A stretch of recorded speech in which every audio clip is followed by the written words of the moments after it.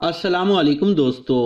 अरशद साहब मकामी स्कूल में शोबा तदरीस से वाबस्ता हैं और हाजी शेर दिल के करीबी और देरीना दोस्तों में शुमार किए जाते हैं। हाजी साहब चंद रोज़ कबल 8वीं बार हज की शहादत हासिल करने के बाद वापस तशरीफ़ लाए तो अरशद साहब मुबारक देने उनके होलसेल स्टोर पर हाजिर हुए। रस्मी अलैक्स लैक के बाद हाजी साहब ने दौरान हज पेश आने वाले रूहानी अहवाल से अरशद साहब को आगाह करना शुरू किया। अरशद मियाँ बैतुल्लाह में इबादत करते हुए और दुआ मांगते हुए जो सुकून मिलता है, आजिज़ी की जो कैफियत तारी होती है, मार्फत के जो दर खुलते हैं और मस्जिद नबवी में आका सल्लल्लाहु अलैहि वसल्लम के रोज़ा मुबारक की ज़ियारत करते हुए आका सल्लल्लाहु अलैहि वसल्लम की जो मोहब्बत दिल में पैदा होती है, इसके लिए बातिन का पाक होना ज़रूरी है। और अल्हम्दुलिल्लाह मैं इन इनामात से बगैर किसी इस्तेकाक के नवाजा गया हूँ। रूहानियत और मार्फत इलाही से भरपूर गुफ्तगू जारी थी कि एक औरत मैले कुचेले लिबास में मलबूस गोद में शीर ख्वार बच्चा उठाए हाजी साहब को दुआएं देते हुए इमदाद का तकाजा करने लगी। औरत जो घर की चार दीवारी में रहने वाली चीज़ है, उसको यूं सरे बाजार भीख मांगते हुए देखकर हाजी साहब के तन बदन में तो जैसे आग लग गई। हाजी साहब ने कहा, दफा हो जाओ, तुम जैसी कमीनी औरतों की वजह से हम जैसे शुरफा की औलाद बेरारवी की तरफ माइल होती जा रही है। तुम जैसी औरतों की वजह से फहाशी का सैलाब हमारी आला अखलाकियात को बहा कर ले जा रहा है। अपनी गोद में अपने गुनाह की निशानी उठाए फिर रही हो। हाजी साहब का इशारा भिखारन की गोद में मौजूद शेरख्वार बच्चे की तरफ था।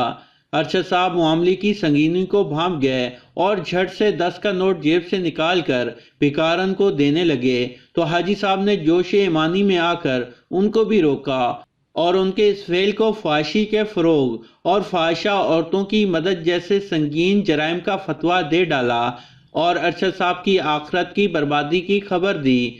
अरशद मियाँ क्यों अपनी हलाल की कमाई ऐसे बदकार लोगों की नज़र कर रहे हो जिन्होंने मुआशरे में फाहिशी का बाजार गर्म कर रखा है और इनके करतूतों की वजह से मुआशरे में मौजूद इखलाकियात का जनाजा निकलता जा रहा है। हाजी साहब, आपने कभी इस बात पर गौर किया कि इन लोगों का असल मसला क्या है, इसकी वजूहात क्या हैं, इसका हल क्या है? नेज़ औरत अगर किसी मजबूरी की वजह से घर से बाहर कदम रखती है तो इसको फाहिशी करार देने की बुनियाद क्या है?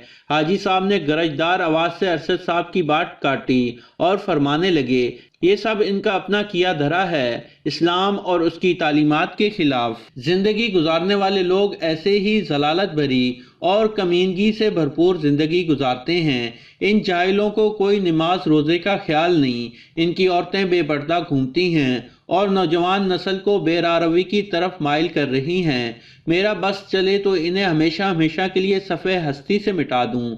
अरशद मियाँ को न जाने क्या सूझी और एक सवाल किया। अरशद साहब ने कहा, छोड़ें इन बातों को, अपना मूड ठीक करें। सुना है आपकी बेटी ने मेडिकल का इम्तिहान नुमाया पोजीशन से पास किया। हाजी साहब ने कहा, बस ये मौला का करम है। अरशद मियाँ, हमारी साहबजादी की ख्वाहिश है कि डॉक्टर बनकर इलाके की गरीब आवाम की खिदमत करके दुखी इंसानियत के दुखों का मदावा करने में अपना हिस्सा डाल सके ताकि रोज़े आखरत बारगाहे इलाही में सुरखरू हो सके। वो मजबूर औरत कभी नमनाक आँखों से कभी शुरफा की तरफ देखती और कभी अपने मासूम बच्चे की तरफ देखकर मामले की तह में पहुंचने की नाकाम कोशिश करती। आखिरकार बोझल अंदाज में तकरीबन डगमगाते कदमों के साथ वहां से रवाना होने लगी कि यकायक करीबी मस्जिद से अजान की आवाज आने लगी। भिखारन को तो जैसे इसी का इंतजार था, यकायक जमीन पर ढेर हो गई और अल्लाह ताला के सामने शिकवे शिकायतों का सिलसिला शुरू कर दिया। ऐसा लग रहा था जैसे वो अपनी हिचकियों की जबान में चीख चीख कर कह रही हो कि शकम शेर होकर तस्बीह हाथ में लेकर लंबी दाढ़ी मुबारक पर हाथ फेरते हुए हर जुमले के बाद सुभान अल्लाह, अल्हम्दुलिल्लाह और माशाल्लाह का विर्द करते हुए दूसरों के ईमान और इखलाक के फैसले करने से पहले मेरी भी तो थोड़ी सी खबरगिरी की होती।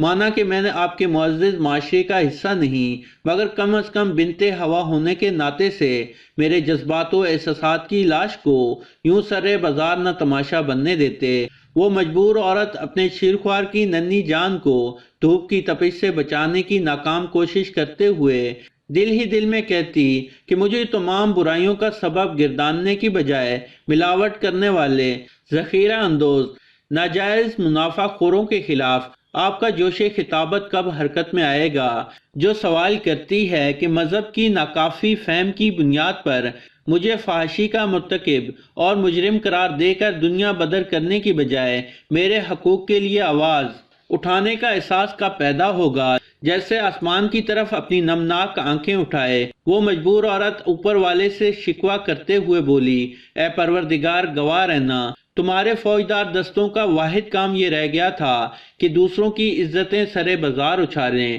اور وہ بھی تیرے حبیب صلی اللہ علیہ وسلم کے لائے ہوئے پاک دین کے نام پر۔ اے میرے مولا تو گواہ رہنا، ہم اپنی قسمت پر راضی رہے، لیکن تیرے بندوں میں کچھ پارسا ایسے بھی تھے جو ہم سے خیرات میں ملا ہوا نوالا بھی چھین لینا چاہتے تھے۔ ان کی گود میں لیٹا ہوا اپنے ہولناک مستقبل سے بے خبر معصوم سی جان بھوک سے بے حال رو رہا تھا۔ ایسا لگ رہا تھا جیسے اپنی ماں پر لگنے والے بے بنیاد الزام کی چارج شیٹ لے کر حاجی صاحب کے خلاف علیم و خبیر ذات کی بارگاہ میں سسکیاں لیتا اور آہوزاری کرتا ہوا حاضر ہونا اور کہنا چاہتا تھا کہ اے پروردگار، تو نے بدگمانی اور بے بنیاد الزام لگانے سے واضح طور پر منع کیا تھا، لیکن تیرا یہ پارسا بندہ میری ماں کو بدکار اور فاحشہ کہنے والوں میں سے ہے۔ اس نے میری ماں پر بے بنیاد الزام لگایا اور ان سے میری ماں کی بے عزتی کا بدلہ لے دیں۔ یہ سوالات معاشرے کے چہرے سے منافقت کا پردہ نوچنے کے لیے کافی تھے۔ ارشد صاحب جاتے جاتے غور کرنے لگے کہ 8ویں بار حج کرنے کے بعد حاجی صاحب کے کردار و گفتار میں جو بڑی تبدیلی آئی ہے، بغور جائزہ لینے کے بعد معلوم ہوا کہ پہلے دوران گفتگو حاجی صاحب ہر جملے کے بعد صرف ماشاءاللہ اور الحمدللہ کا ورد کرتے تھے، اور اب اس میں ذوق و شوق سے سبحان اللہ کا اضافہ ہو گیا تھا۔ تو دوستو، یہ تھی ہماری آج کی ویڈیو، یقیناً آپ کو پسند آئی ہوگی۔ پسند آنے کی صورت میں اس ویڈیو کو لائک کریں اور ہمارے چینل کو سبسکرائب کرتے ہوئے ساتھ موجود گھنٹی کا بٹن بھی دبا دیں۔ شکریہ۔